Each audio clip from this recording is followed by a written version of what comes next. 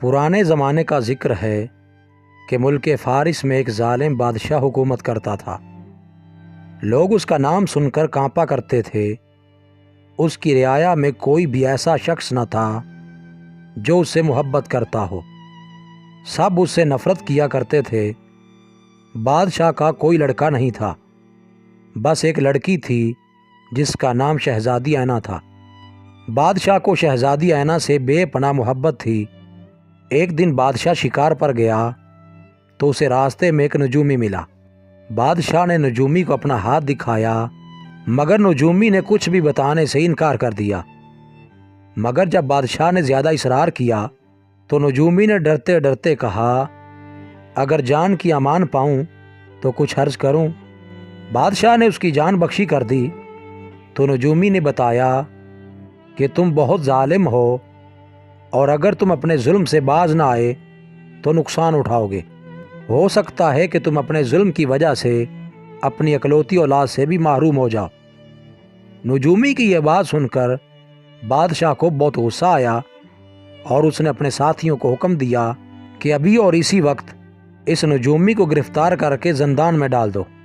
نجومی نے بہت التجائیں کیں اور رحم کی بھیک مانگی، مگر بادشاہ کچھ سننے کے لیے تیار نہ تھا۔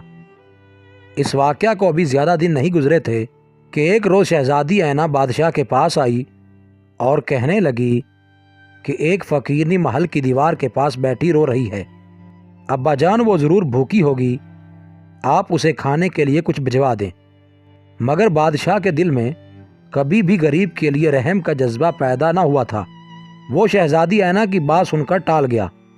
شہزادی اینا مایوس ہو کر چلی گئی اور پھر تھوڑی دیر کے بعد واپس آئی اور وہی بات بادشاہ کے سامنے دہرائی۔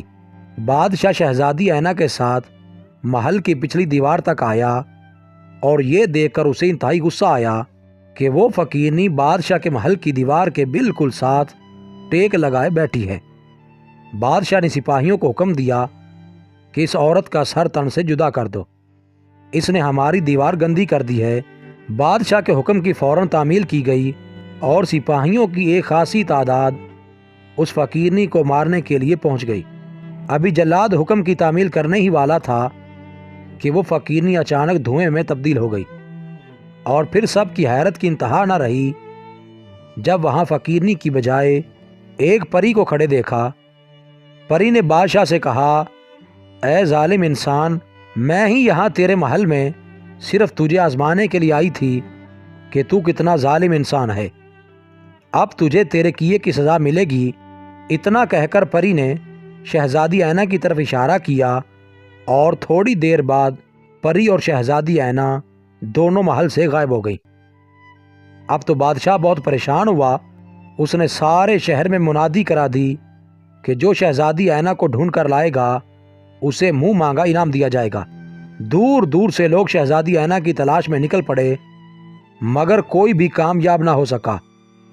اب تو بادشاہ بہت پریشان ہوا۔ اس نے خدا سے رو کر اپنے کیے کی معافی مانگی، منتیں مانی، مگر شہزادی اینا کا کوئی پتہ نہ چل سکا۔